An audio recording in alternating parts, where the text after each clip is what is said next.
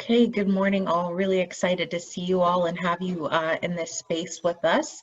Hopefully we'll continue to see folks trickle in as the hour begins. My name is Kalika Curry. I am the Community Impact Manager and Facilitator for the COVID Response CAN. I also have Stephanie Charrington, our Executive Director, here with us. Vicky Yu, our Zoom DJ and phenomenal operational lead here, and Peyton Richardson, our data officer. You'll note that Sandy Nathan is not with us because she's focusing on some phenomenal work here in the community. So we'll miss her, but just wanted to acknowledge that she's not in the space with us today. Really excited to have you all back in the room. It's been quite some time since we've joined as a CAN, a collective action network. Do want to acknowledge it's been really fun for us as a backbone to see all the emails from the focus groups going back and forth and all the rich work you've been doing in between our meetings together as a CAN. Really excited today. We're going to be giving you max time to work in your focus groups.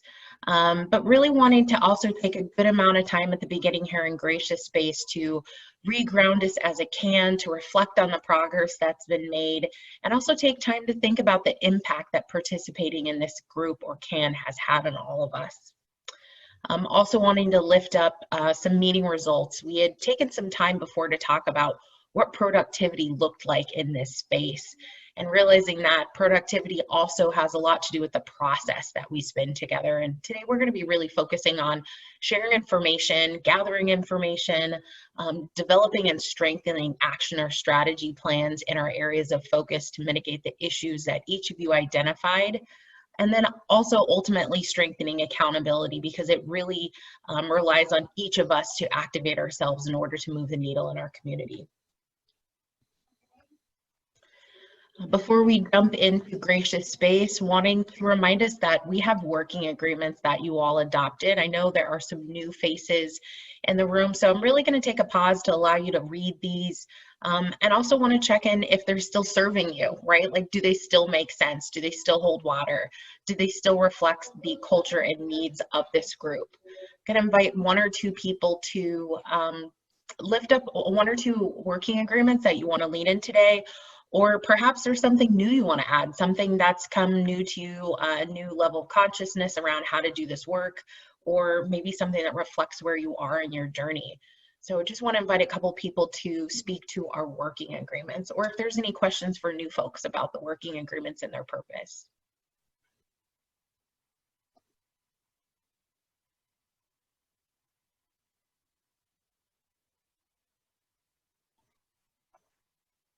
Love seeing the active chat.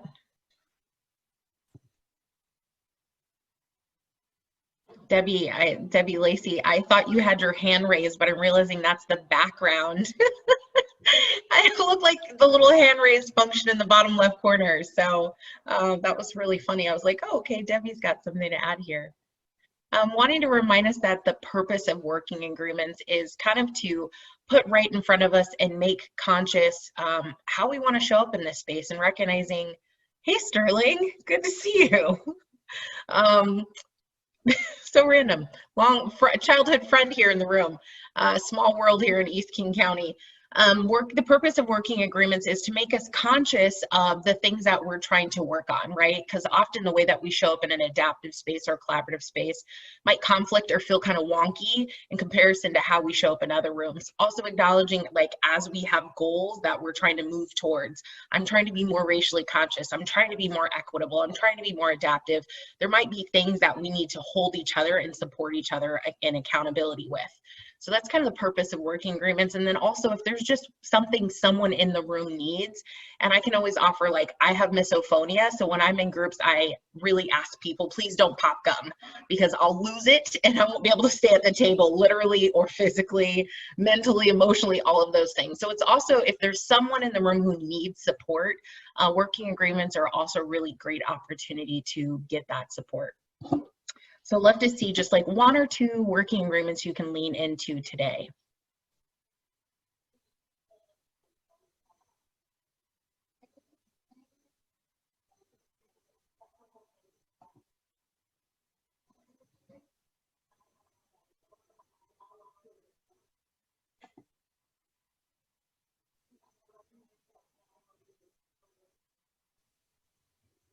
Hey, Perhaps. Kalika, it's Stephanie. I'll jump in really quickly. I think one of the things that's um, important for me, and I know input that we've heard as well, is establishing that shared language. The way we refer to one thing may be different. We might be talking about the same thing, but really clarifying that shared language, I think, is really important for me today. Thank you, Stephanie. Yeah, I think especially since it's been a while since we've been together, that's really critical, right? Any clarifying questions or something that's just like not resonating with you that perhaps you want to like modify or bring to the group? I'm not going to move us past this until I make sure we're really grokking with it, because this really is a critical component of like how effective our time is together. Hi, this is Katie from Lake Washington Schools Foundation. Good morning, everybody. This is the first time I've been part of this group, although I do see some familiar faces and familiar names. Gosh, I always have to keep, when I see prioritize your breath, take care of yourself, I always feel like, oh yeah, that's right. I'm supposed to be doing that too. So that's one of the pieces of the working agreement that I'm going to be leaning in today. I think it's so easy to get focused on the work that we're doing and the space that's around us that I can forget about myself, and making sure that I'm taking care of myself and I'm self-regulating, and all of those things, just to the basic thinking about my breath, my stance, my relaxed, and so I'm going to be thinking about that as I'm working with the group today, and I'm looking forward to this. Thank you, Katie. Thank you for that. Also want to acknowledge Debbie. Thank you for doubling down on checking for understanding. And then also Sterling, I'm interpreting I'll take number 8 as addressing and disrupting covert racism. Is that what I'm interpreting? Okay, awesome, thank you. So just wanting to also double click on that last working agreement of being really conscious of, while I think we're on the same page about overt racism, quite often it's covert racism that goes unnoticed by those who aren't the targets of racism. So just being really conscious and mindful, and then also really owning impact, right? Like a lot of times intent and impact don't align. And so being courageous enough to name those experiences and process those, because ultimately those are the changes necessary to create change in our community. Thank you, Sarah, for lifting up that you're new to the space. There were quite a few new faces. In just a few moments when we do Gracious Space, folks who are new, the backbone will stay with you in the large group forum to do some onboarding and provide any Q&A for that. So thank you, and happy to see some familiar faces as well. Okay, gonna invite us to carry those working agreements with us into our rest of our session today. And then gonna jump right into the work in Gracious Space. If you saw the pre-meeting email, there was a video or a TED Talk by Lorna Davis talking about collaborative leadership. Again, more jargon for what we call collaborative action or collective impact. I'm going to invite 4 people. We've chunked up this Lorna Davis quote. I'm going to invite 4 people to help us read this quote to ground our Gracious Space today. And if I may be so bold, I know we've got quite a few board members, Eastside Pathways board members, so I'm going to tap one of you to get us started on this quote. Kalika, sure. This is Kathy Habib. I'm the Eastside Pathways board chair. I can get started. Interdependence is a lot harder than being a hero. It requires us to be open and transparent and vulnerable. And that's not what traditional leaders have been trained to do. Thank you, Kathy. Invite someone else to read the next 2. This is Sue Baugh. I'm on the board. I thought being a hero would keep me safe. I thought that in the elevation and separation that comes from heroic leadership, that I would be untouchable. This is an illusion. This is Putter. I'm also on the board and I can read the next one. The joy and success that comes from independence and vulnerability is worth the effort and the risk. Thank you, Putter. Tom Brewer, also on the board. And if we are going to solve the challenges that the world is facing today, We have no alternative, so we had better start getting good at it. Man, someday Tom's going to have a podcast. You're so good. Thank you so much to our board members for getting that out into the room for us. We're going to be doing a quick poll, which is really a technical thing, and wanting to acknowledge that usually with Gracious Space, we lift up something really juicy for us to unpack and dive right into conversation. But we do want to take a moment to do a poll, and the purpose of this is to really chunk out and unpack what does that statement mean. We in our group in Collective Impact and our partnership have a lot of values and ways of being in our practice. Really starting in that first question around understanding the factors. What is driving the current state? I can invite you to answer that question. For those of us who have been in this work, really acknowledging we spent a lot of time having dialogue about what is it that we want to focus on and what are the things that are holding the current state in place. And that could be you. Also wanting to take a moment to think about equity and dimensions of diversity. In the Eastside Pathways strategic plan, one of the outcomes or goals for our partnership is that race no longer determines outcome. And just wondering, in the work you're doing in your focus group, do you believe that you're working so differently that race will not determine the outcomes of the work that you're doing? Has it been designed so that you can't take the data and ultimately determine what's going to happen because of someone's race?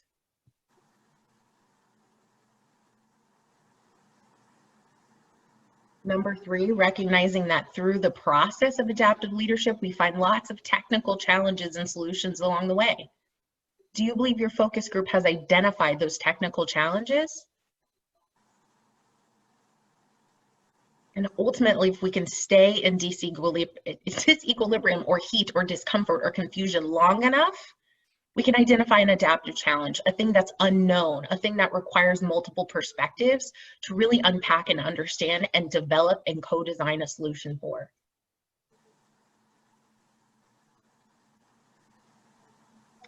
Number 5, wanting to acknowledge that in order to implement change, we have to be really aware of our boundaries. We have to know what our authority is, and that can be formal and informal. We have to activate ourselves in our roles and be really clear about the task that we're charged with executing. And number 6, and this one is the most critical to me, is do you see the importance of yourself in this room, at this table? Do you recognize that you are a critical stakeholder and that your contributions in this work are critical to moving the needle in our community?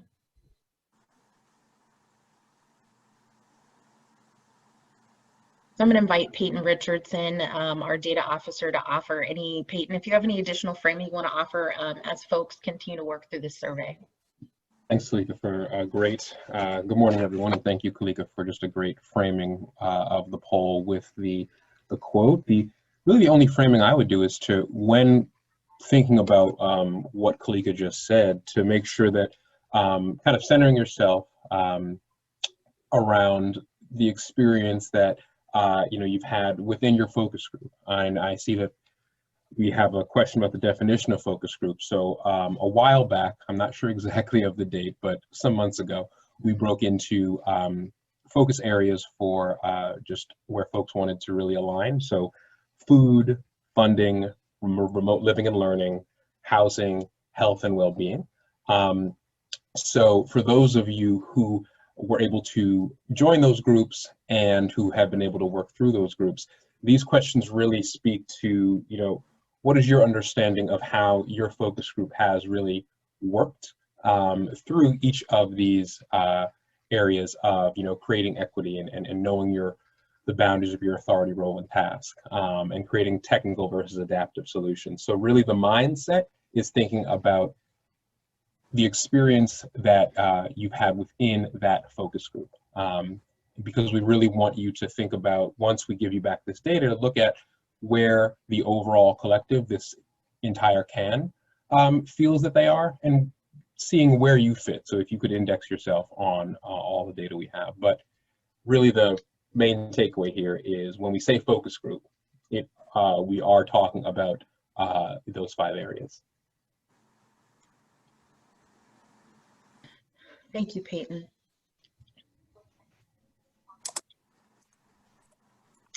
Also want to lift up, in addition to that, that folks self-organized into focus groups. So for folks who are new, wanted to know, like, there's power in late adopters. This idea that, like, doing adaptive work isn't for everybody. We also acknowledge that, like, life is difficult and complex right now. And so we're actually really excited to see some new faces in the room, because we need other players and other perspectives and resources to help continue to mobilize this work. So just really want to acknowledge, like, if you're feeling kind of out of sorts or out of place, like, there's power in that. There's power in having a fresh set of eyes. There's power in having a fresh perspective. Going to give just a few moments. We're about 64% on the poll. Recognizing with a couple new people in the room, we probably won't get to 100%. But it's also important, I think, for you all to see this, right? Like, one of the things that's critical in groups is having a sense of belonging. And if you feel like I'm the only one who feels this way, it's difficult to feel like you belong. But it's really surprising, I think, when you get back information and feel that, you know, there's other people who are experiencing not really being confident about where we are in the process, or maybe being really crisp on what's the current state, but not knowing what to do about it, right? So it's really important, not only for the backbone to have this data, but for you to have it as well, to understand, like, collectively where we are as a group. In just a few moments, we're going to be moving you into trios, recognizing that these breakout groups will for you to continue to have a conversation about that Grace is Space quote from Lorna Davis about interdependence and vulnerability necessary to do this work to tackle today's challenges, as Tom closed us out with that quote. Wanting to encourage you to have an open, brave conversation, leaning into the roles of speaker, listener, and observer. And what that means in this space is, as the speaker is talking, the listener is actively listening. You're not trying to make sense out of it. You're not trying to fix it. You're not trying to solve it, but just really giving someone the gift of actively listening. And the observer, your role is to observe the conversation and also observe what's coming up for you as you're listening. We want to note that the Backbone has designed this breakout so that you're not in a breakout room with people from your focus group. So if you need to unpack something that's happening, you can have someone who understands this work to have a dialogue with about. Because quite often, I know I've been in groups where I'm like, this isn't working, but I like these people and I don't want to hurt their feelings, but this is not working. And an adaptive leadership practice is going to a trusted person, unpacking that with them, and then going back to the person that you need to have that conversation with. So know that that is by design today, that your trios will be with people who are not from your focus group. Okay, so I'm gonna share the results here on our screen. Hopefully you can see it. Everybody can see the results, I hope. Awesome, I'm seeing people leaning in. Great. We're gonna also be dropping this result into the chat box for you in just a moment, and you can take that with you into your breakout groups. For those people who really like to have data, quantitative thinking to fuel your conversation, you'll have this with you. For those of us who really want to lean into the quote, you can do that as well. But you'll have about 10 minutes in your breakout groups to have a conversation, and feel free again to use this data to really deepen the conversation. I know I'm seeing just some preliminary results here that we're kind of hovering around somewhat confident, or kind of on the fence, or kind of ambiguous about our confidence around the work. And I can offer, like, as a facilitator and backbone staff, that it's really critical for me to have that understanding, because I know what time needs to be allocated to continue to move you along the pathway and feeling confident. Can I give Peyton just another moment to get our results in the chat for you? If you're new to this space, know that because of Zoom, we're often putting links in the chat box for you so that you don't lose what's on the screen when you move into breakout.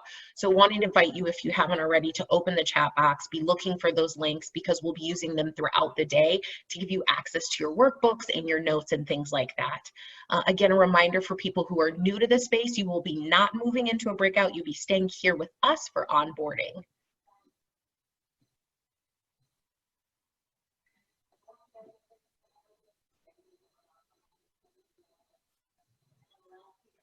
Okay, and you'll see that your questions for breakout are in the chat box. I'm going to invite a couple people. What comes up for you as you're seeing these results? I'd love to hear from a couple people. What comes up for you as you see these results?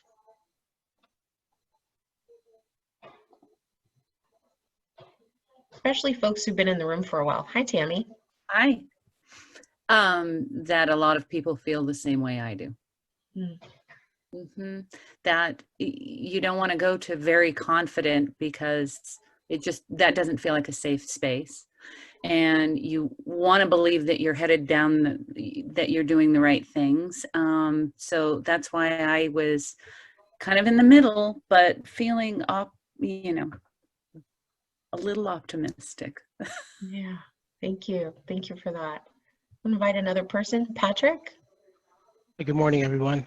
Morning. As I was reflecting to Lorna Davis's talk, and I thought about the question number 5, the BART, about the boundaries, authority, and resources. And I just look at that data, and I look at, a lot of folks feel somewhat confident, and I think it's because our system is built around heroes, even as right now we operate. So I think about it, and I had a difficulty answering that question also. So. Wow, that's a really powerful intersection. Seeing that resonating with a lot of people. Someone want to speak to Patrick's contribution and how that resonates with you? Hey, Heather. Oh, Heather's waving to somebody else. Okay, never mind. Sorry, Heather. I'm like actively watching you guys.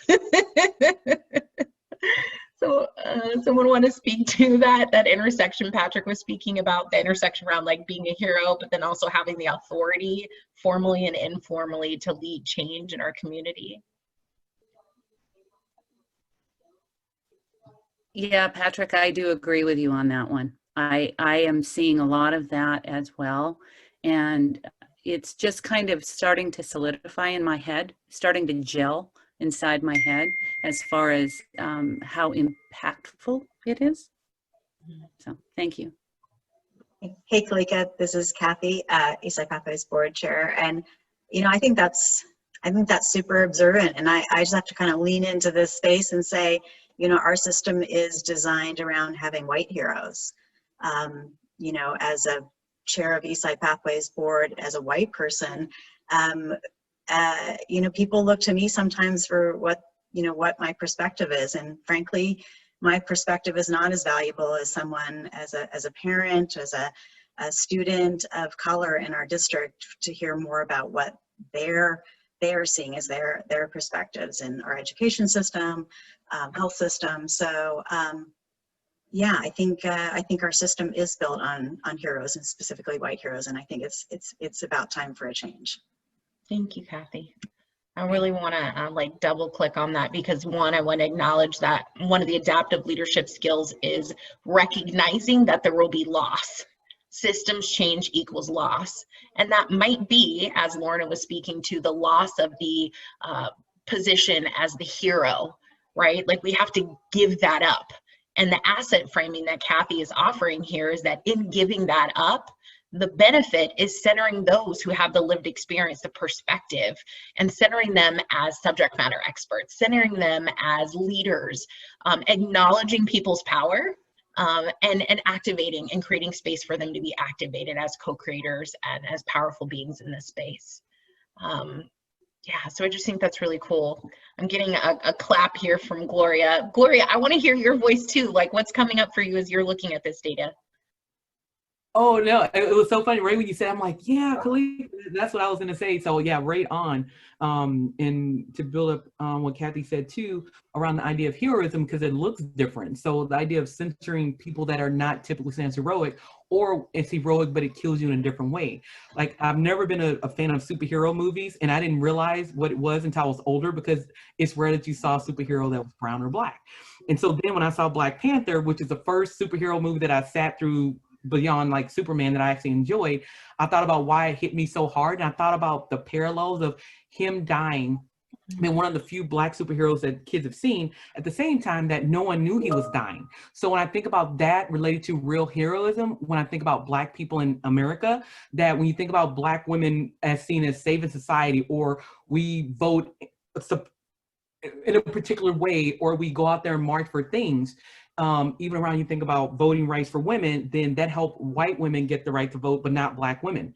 So you think about the idea of heroism, that it looks different, and the people have been heroes for a long time, but it looks different because of so many of our Black and brown heroes have died in the fight. Or when you think about Ella Baker, they died because people viewed a man standing in front of them. So it looks drastically different. And at the same time, our heroes are killed, and they're killed, and how they're perceived later, it changes. Like when you think about Dr. King, right? It's like the majority of society thought he was doing the wrong thing. And now he's held up as a hero across all around civil rights. But that shouldn't be the case, where people of color, especially Black heroes, die before their time. Or for Black women, for example, they're slowly killed throughout the system, trying to do the work. And then the poster that's put up is, look how glorious this person is, or this is what heroism looks like, which is with a white face, despite all the Black people that came behind Kennedy to help and Johnson to get these things passed. It just looks different, and we perpetuate that system when we don't look deeply in it because we want it to look a certain way. So roundabout ways that I was just picking up on what you and Kathy said. Thank you, Gloria. That was like a super powerful. I'm seeing snaps and people quoting you. That's like, this is the magic of being here together, right? Is like taking that moment to really acknowledge what is and how powerful people are, and how we have to be mindful of how we're telling stories and whose story is being told. I remember we shared a quote a couple of months back. It was a picture of Coretta Scott King, and it was the face that I've seen, but the voice that I've never heard. Like, how many times have you seen a picture of Martin Luther King and Coretta Scott King, but how many times have you heard her voice, right? While we also have the quote, behind every strong man is a strong woman. Usually we say Black woman in my house, but do you in your house? Just thank you for that powerful contribution. We're going to be moving you into breakouts in the chat box again. Thank you, Peyton, for quickly pulling that data. In the chat is a link to the data from the poll if you want to continue to use that. But you got about like eight minutes in your trios to continue to have this conversation. Just wanting to make sure you can go a little bit deeper with it. And we'll see you back in just a few minutes. I'm going to skip doing a large group checkout here just because we had an opportunity to do that before. But before we're going to give you back the remainder of the meeting time today to work in your focus groups, to check in on how things are going. And again, I do acknowledge that a lot of you have been working really hard in between these meetings to continue to move the needle on your work, engaging with the community, hosting focus groups, gathering data. The purpose of meeting at the CAN level is to leverage multiple perspectives, to hold each other's accountable, as well as sharpen our tools. So in that poll we did earlier, I'm seeing a lot of folks saying, ooh, I'm somewhat confident, or I'm not really sure. That lets me and the Backbone staff know that we have work to do to help support you so that you can feel really confident about what you're doing. But at the same time, really wanting to lean into some of the voices I heard earlier from Tammy and Kathy saying, like, I know that I don't know everything, and I need to activate and create space for the things that I don't know. So I do want to frame that, like, not being super confident can also be a really good thing. Like, I know that I don't know everything, and I'm going to actively own that and create space for others to help share that so I can feel more confident about what really is at play here. On the screen, you can see there are a series of meeting dates. I'm wanting to really frame out that we'll continue to host Eastside Pathways Backbone staff will continue to convene the COVID response CAN meeting series all the way through March 23rd of 2021. You'll note that we're meeting twice a month with the exception of November and December. Want to acknowledge that's by design. We want you to rest. We want you to restore. We want you to spend time with family. We also recognize that if you have kids like mine, you might hear in the background, they're going to be home for holidays, and just wanting to acknowledge also a lot of the services that we provide ramp up during this time, right? There's a lot of extra things that are needed from us during this time of year. So wanting to acknowledge those results. Also wanted to frame that as you're meeting in your focus groups offline, the purpose of meeting here as a CAN, right, at a higher level as a collective, is to continue to increase accountability, right? If we show up, if we make public statements, there's accountability in that. We want to share and measure. We're going to continue to measure what's happening in the community, continue to measure what's happening in here. We're going to continue to communicate with each other, let people know. I think there's been so many great examples where someone said, early on, someone said, we've got to creative masks. We need help distributing them, right? Back when that was a huge issue. Or we've got some funding coming down the pike. We need support figuring out how to deliver that to the community. So knowing when emergent or urgent things pop up in the community, this is a train stop to help bring that information to the community at large. And then ultimately continuous improvement, sharpening those tools as I mentioned. Lastly, before I move us into our focus group time, I want to acknowledge the accountability pathway. For folks that are new, this is one of our favorite tools. I actually keep my accountability pathway bookmark on my desk. I use it all the time. But really the purpose of this tool is recognizing that whether or not we did something isn't just I did do it or I didn't do it. It's more complicated, right? If we can ask someone, hey, did you walk the dog? I can just tell you no. And it's not going to get me any further towards getting it done. I could, however, say to you, I'm going to acknowledge the reality here. The reality is I'm really busy and I don't have time to walk the dog. But I recognize that it's my commitment to make sure that happens. And so I'm going to find a solution. And I'm going to say, hey, Putter, I know you have tons of time on your hands. You want to come walk my dog? And Putter might say, I am super busy, but please, I love dogs. It would be great. The solution, we made it happen. The dog got walked, right? So this is a silly example, but just recognizing that just saying yes or no to something when people are counting on us, we're working interdependently or collaboratively, isn't gonna cut it. We have to acknowledge the reality. We have to find solutions so we can ultimately make it happen. And this is a big part of our culture here in Eastside Pathways. I want to also highlight, as people have been coming and going through this space, we've constantly said attendance is an issue. We've spiked at about 76 people on these calls for a series, and we've gotten as low as the low 20s. And attendance or participation is one of the resources that we use to move this work. So if you're finding that attending these meetings, and it doesn't just have to be these ones, but like being a part of and moving your action commitments is a challenge, can you acknowledge that reality? Can you activate someone else? Can you manage up to ensure that you're prioritizing time to move this work? Can you activate your peers to say, here's a scope of work that I feel like really leans into or acknowledges the work that you're trying to do in the community as well? Maybe we should collaborate on that. So just wanted to speak to the fact that doing this work is challenging, but we always want to invite you to take a moment to pause and think about, like, am I just making excuses about what I can't do, or am I acknowledging the reality and finding solutions? Before I move us to focus group, I want to take a pause for any questions folks might have, as well as invite my team to make some additional contributions. Hey, Kalika, it's Stephanie. I just wanted to add, we did, I want to recognize we had a number of participants during the last month in the evaluation, did just what Kalika talked about. They were evaluating where they were. They actually tapped other members of their community or other members of their organization that were more closely aligned. They took that action commitment and made sure that there was continued effort. For whatever reason, whether it wasn't completely aligned with their individual work or their individual passions, and more closely aligned with the others that they tapped into the work. So I just wanted to recognize many of the partners who ended up doing that. Yeah, thank you. I think it also speaks to that BART question we asked earlier, right? Like, do you feel like you have the authority to do what you know needs to be done? And I kind of heard that in the heart of what Gloria was saying earlier too, right? Like, the world may not acknowledge my power, but I am informally influencing something.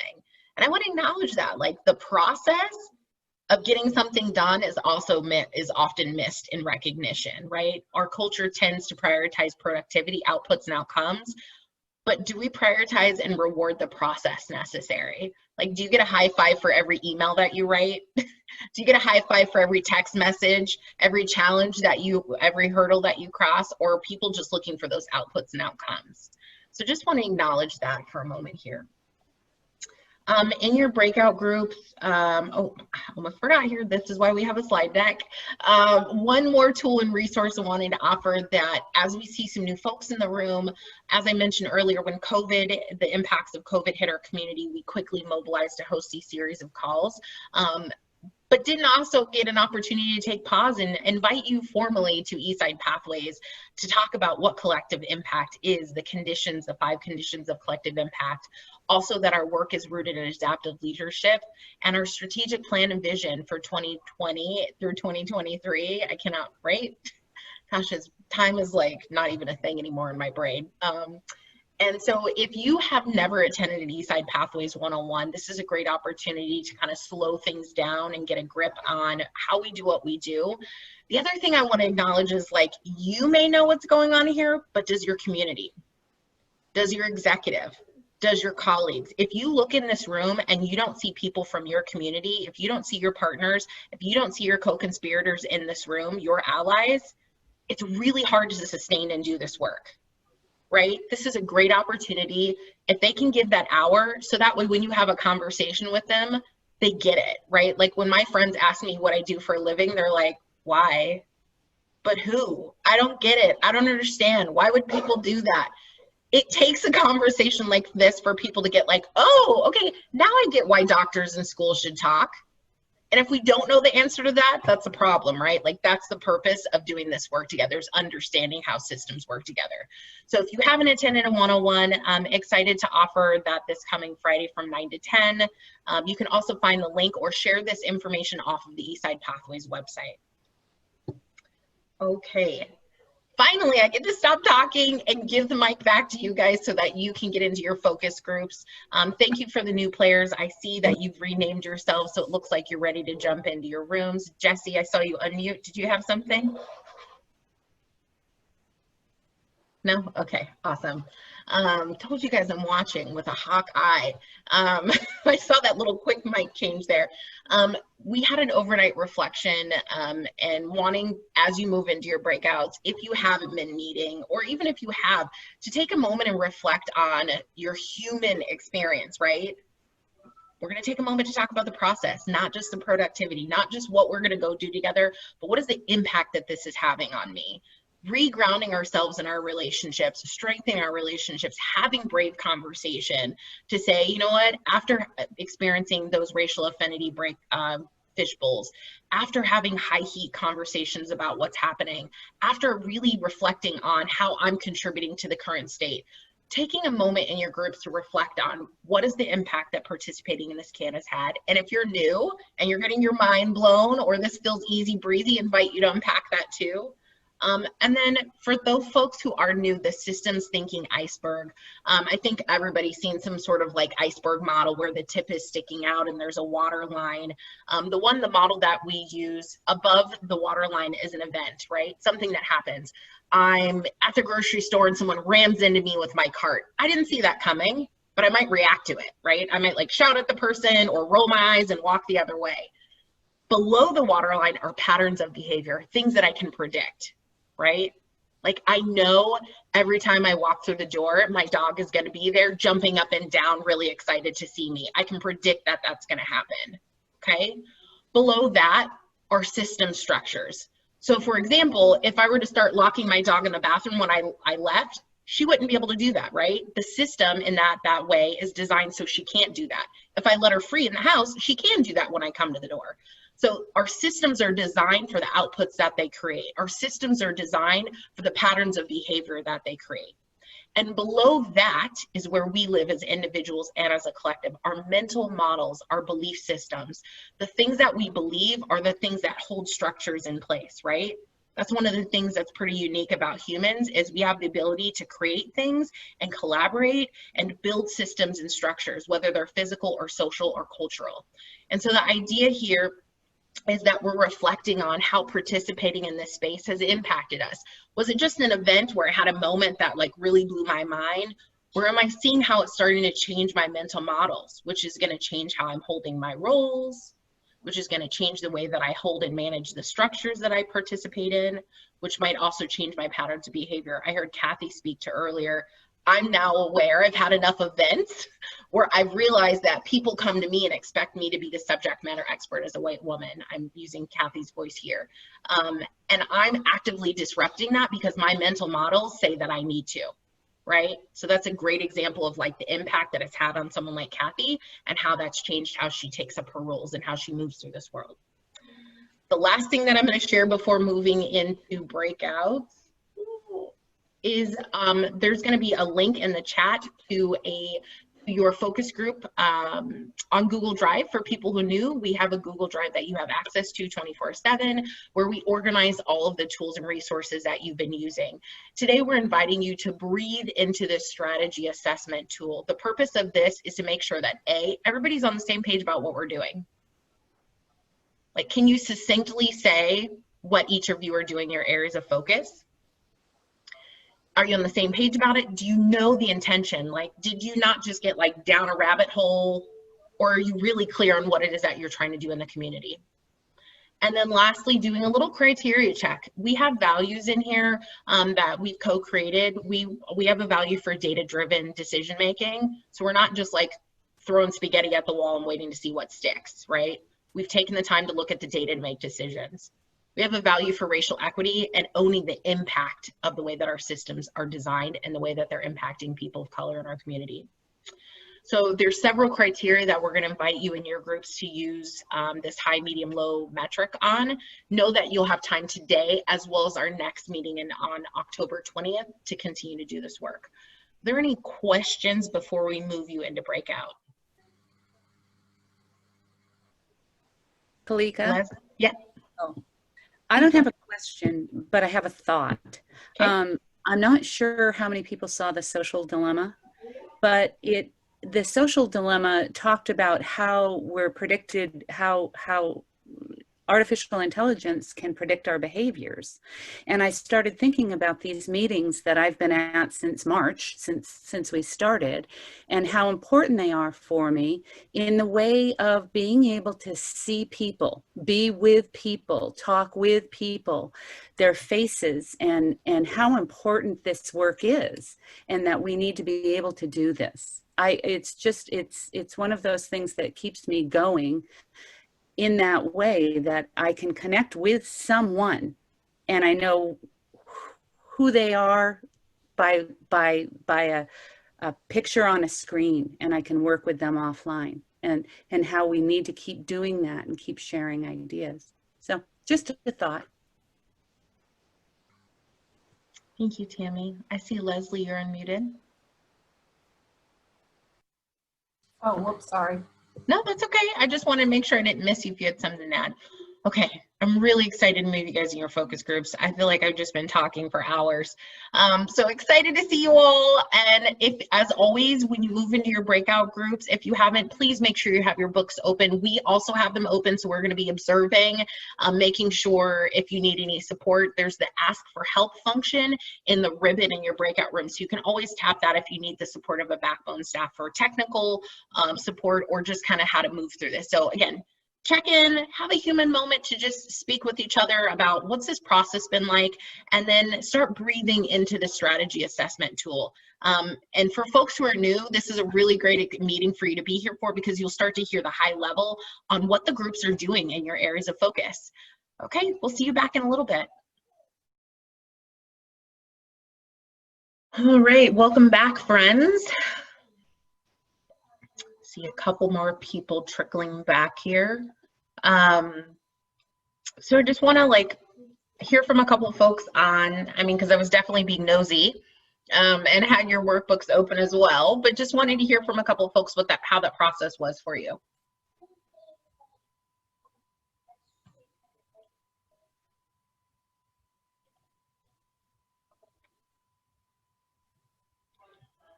It's real quiet. No, Kalika, it was great. Oh, thanks. Yeah. Oh, who is someone else going? Go ahead, Katie. Oh, thanks. Well, it was great for me. I wasn't sure what to expect in the mental wellness and well-being group, and we found that a lot of us are doing a lot of really similar things. So kind of a great minds think alike sort of moment. And so already just from that one meeting, we've got, I think, a lot of opportunities where we can be supporting each other and collaborating in doing very similar types of work and making the work that we're doing, getting the word out farther and making the work that we're doing better for each other. So Awesome. Very exciting conversation. Thank you. From my perspective in my group.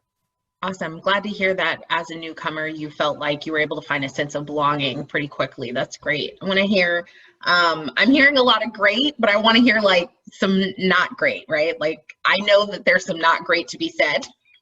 So I'm going to invite someone to like enter this brave space. Janet, I see you're unmuted. The food group recognizes that there are some significant problems in some of the programs we're doing.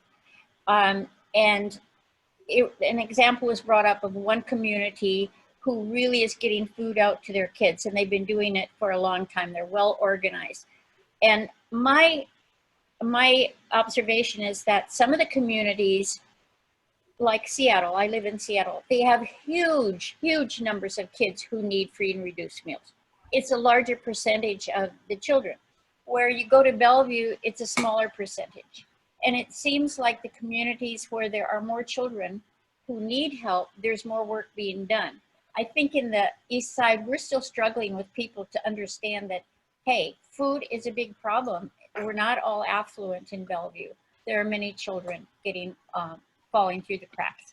So I'm saying that's bad news, good news. I mean, it's good news in that the communities where they recognize hunger, because there's so many of them, it's bad news that some of us aren't able to be sustained because of the situation and not the support of the community. Thank you, Janet. So I had your notebook open and I just quickly captured what I heard you say about the current state is that some communities are effectively and sustainably serving their communities as it relates to food and others are not. And then I started to hear you tease out some theories or hypotheses around how the intersectionality of like the persona of East King County and money and wealth and that kind of cloak might be driving the current state as it relates to food delivery or distribution in our area. So wanting to recognize, I did type that into your toolkit here, but wanting to hear from one more person, one or two more people about like the process of charting your strategy. Chris. Well, you popped in and helped us with this, Kalika, and that was really great. I felt like the group was really excited, and that was really great. But there was some tension between stepping back and thinking and going through what we already did and processing what happened in our focus group last week. So the form was great, but it didn't really fit all of what the group wanted to do today. Thank you for that feedback, Chris. Thank you. So I want to make sure that I don't use up the rest of our time just for this because we will get to continue to have further dialogue and know that we're going to use this strategy assessment tool at our next meeting. And I just quickly want to offer the purpose of this exercise is as we're making changes, we want to make sure that we're really aligned and clear and intentional and conscious of our behavior as a collective and as an individual, right? So by going all the way through, like, here's where our shared vision and value is. This is the thing that we want to see in the community, our passion, our commitment, our drive, our desire. And through that heat, discomfort, while acknowledging the reality, we have to be making those little small tests of changes in our structures, our systems, as well as our patterns of behavior. And while we're doing that, things can get a little bit mucky, blurry, confusing. And it's really also important that we can clearly articulate what it is that we're doing to other people. So when I'm hearing Katie, a new person in the room, say, oh, these are my people, I get it. There's things we can work together. That's evidence that we're able to succinctly and clearly talk about what it is that we're doing while we're also working in this adaptive, ambiguous way. Before we close out, because we only have 1 minute left here, I want to leave you with an opportunity to do a journal prompt. Also wanting to shout out Vicki, our Zoom DJ team member here. She's going to be leaving the Zoom call open for an additional 15 minutes, so that if you want to continue to connect with people on this platform, you can. If you want to be moved into a breakout room, Vicki can support you with that. But I'm going to invite you to either quickly take down this journal prompt or take notes, and close this with this quote here. Excuse me. That was really bad timing. Sorry. Whew. Okay. For this quote from the Switch book with Chip and Dan Heath, and the quote is, "For things to change, somebody somewhere has to start acting differently." Maybe it's you, maybe it's your team. And I really want to invite you to take some time to reflect on this afternoon or later this evening, because when I'm hearing people say, "This is great, these are my people," sense of belonging indicates that we know what's happening and we know what we should do. But ultimately, in order to do adaptive leadership, we have to do something differently. There should be something we don't know. There should be something that feels uncomfortable. There should be a sense of loss. So while it's important to have common ground and have a shared vision and have shared passion and purpose, it's also important that a part of that relationship and that container and that work is about doing the different, doing the unknown, stepping into our discomfort, because that's evidence that we're going to be creating change in our community. So as always, I thank you so much for your time. I look forward to seeing you. Know that you can always 24/7 access your Google Drive. Thank you so much for the time you're spending offline, because ultimately it's the work we do in between these calls that makes a difference in our community. We look forward to seeing you next time on either this Friday for the EP 101 or at our next COVID CAN meeting on the 20th. We'll see you next time.